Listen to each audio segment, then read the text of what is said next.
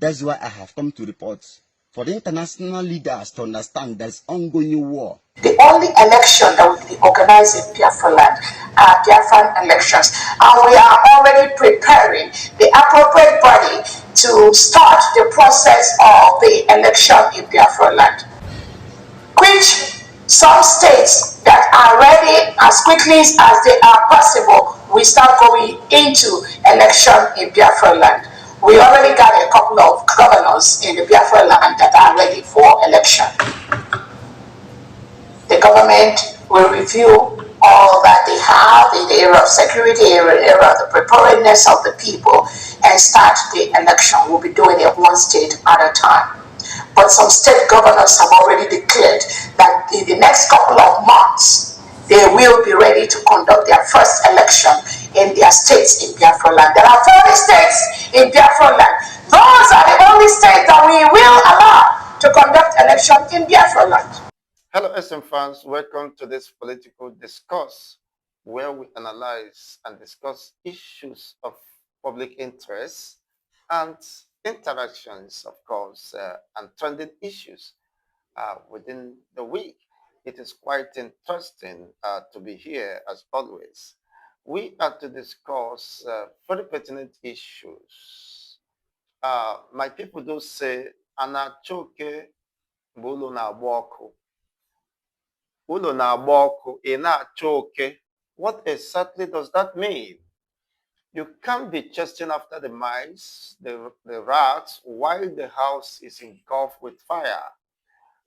With what appears to be the turn of events, I will leave you with this video to watch. We'll come back again, where Ngozi Orobeze is talking about elections, the first election in Biafra land, where there is insecurity.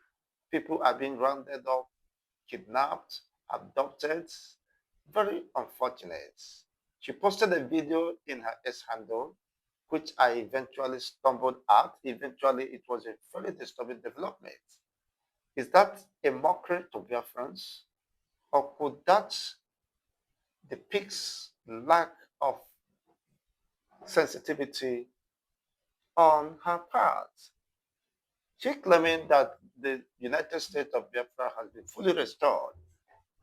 And the question in that video is, who takes responsibility of the killings of these innocent two siblings who went to their farms and they were accosted by the Fulanis and eventually killed, shot dead? This is not one, not two, not twice. There have been the current decimal of this heinous and atrocious crime going on, sustained for several months now.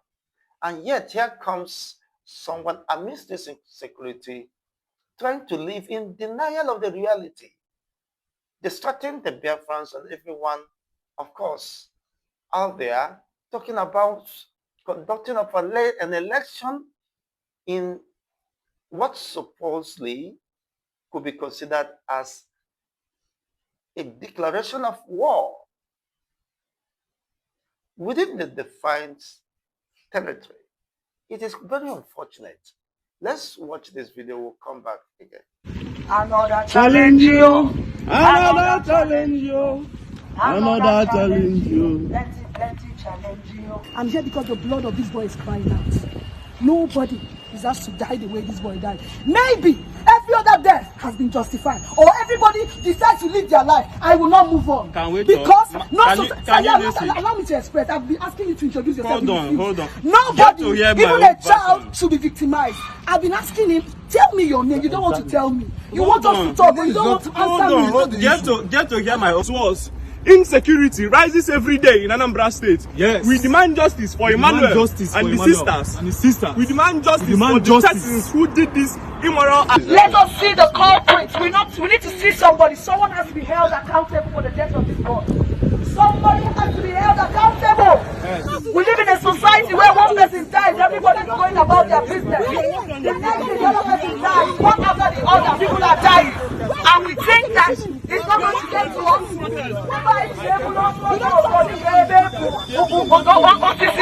Because it is not touching us, we claim that it does not affect us. How can a young girl go to their farm, and the next thing, these people invaded them, kidnapped them, and then they asked the boy to sleep with the sister. And when he refused, they killed him. How can this happen in our lives? This is another state, for God's sake. Is this what our ancestral fathers fought for? Now, I believe you have listened to that video clip. Eventually, another challenge, many challenge, as the protesters, of course, expressed their frustrations over the rising insecurity, as they made it very clear that insecurity is at its highest peak, climax in Anambra State. Likewise, every other eastern state, most especially the predominant Igbo states, being described as a southeastern state, within the defined 40 state of Biafra, which Ngozi claimed to be the deputy prime minister. Another challenge, many challenges. People have been accosted. There are several cases of killings, kidnapping, adoptions, arbitrary. I mean, people could no longer live their life without fear and apprehension of either being killed or kidnapped. That is the order of the day. They made it very clear, the insecurity, the killings, adoption. You can imagine a brother and her sisters were killed in the farmland where they went to farm. Eventually, this has been a recurrent decimal. And yet you have someone who have expressed unimaginable level of irresponsibility, telling his audience or her audience that she is to conduct the first election in Biafra, where the territorial integrity of the defined 40 state of Biafra is not under your control. What I should have expected from her, if really she is serious or committed to the security and welfare of the Biafrans or those found within the defined territory, is to call on her 40 state commanders and ask them what are they doing, that the Fulanis have taken over the forest beds, unleashing mayhem, laying ambush on the indigenous people, abducting and killing them, collecting ransom, making life unbearable, frustrating people. You can see how daring these young, vibrant, energetic young men are, and the female among them. They went to the government house, or whatever you call them, the lighthouse, while the entire Anambra is full of darkness, engulfed in darkness. There is no security, there is no protection to life and properties. I mean, the indigenous people are being ambushed on a daily basis among the defined 40 state of Biafra. Yet, somebody is not perturbed, is not concerned about that. What she only come out to tell her audience is that there will be election where there is already war, where the people have been ambushed.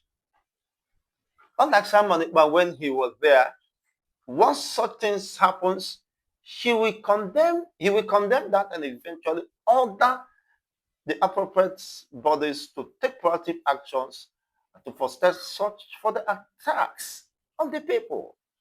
He said insecurity is rising on daily basis. It's rising, which means it has remained unaddressed. If you said you have decentralized the military for effectiveness and the rest of them, where is the evidence? Yes, this is the question. Where is the evidence? And those who will come to criticize me, I'm asking objectively.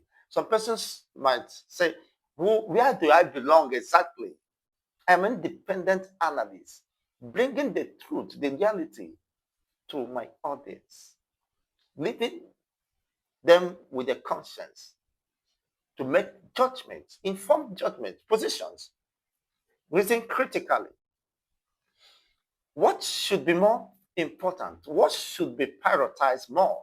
Is it calling for election where you are not in control of the territorial integrity? You're not in control of the defined territory known as the 40th state of Biafra. You are still in the state of liberation, armed struggle, fighting, insecurity here and there. The enemy is building up. The infiltrators, the Fulanis, land grabbers who are only there for conquest, exclusive conquest and annihilations, having a free day, ravaging the people, even children. There was a young boy that was eventually bite, and one of them happened to escape. He gave his own narrative, very emotional one, how they have been adopted, kidnapped, and asked to bring ransom for those who survived. These are the questions I expect people to ask. They're supposed to be Biafrans to ask, what are you saying? Claiming what you are not. Claiming you have restored Biafra. How do you restore Biafra? And you're conducting an election where there is war. Agade. You know, no bagga na attack granite, na popcorn. It could be likened as that. Deceiving the people, is that a destructive strategy or mechanism? You come up with one thing or the other to distract what is going on, not focusing on the true reality. And she posted it without any sense of responsibility.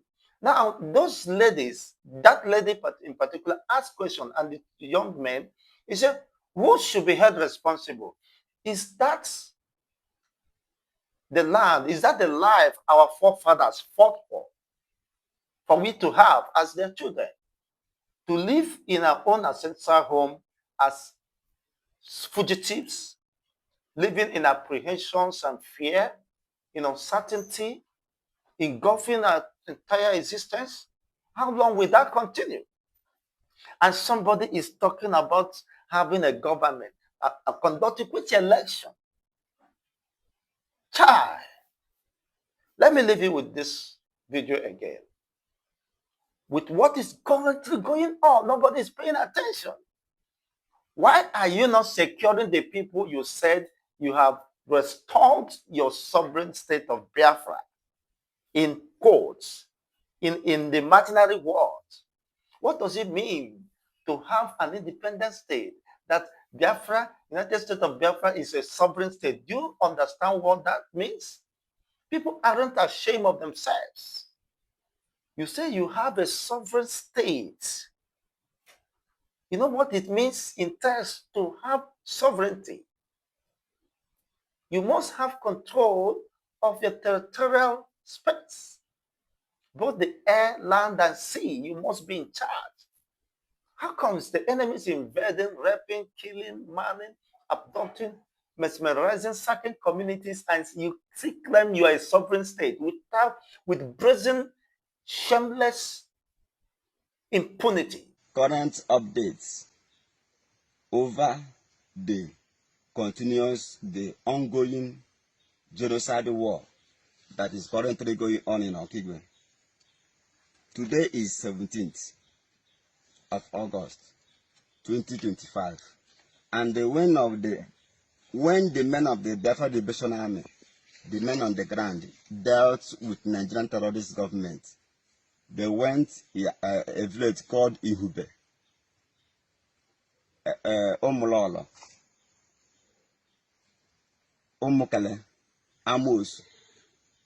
They will be packing innocent people and shooting them, killing them at their camp and burning them to ashes. There is a video I'm about to show you. And the reason why I have come with this update is for the international community to understand there is ongoing war that is going on in Okigwe, in Biafra land, of which Nigerian many media is afraid to carry what is currently going on, because there is a lot of massive massacre of people, of innocent people. So nobody can talk. No media, no social media in Nigeria is carrying it. That's why I have come to report for the international leaders to understand there's ongoing war currently going on in Akwa Okigwe.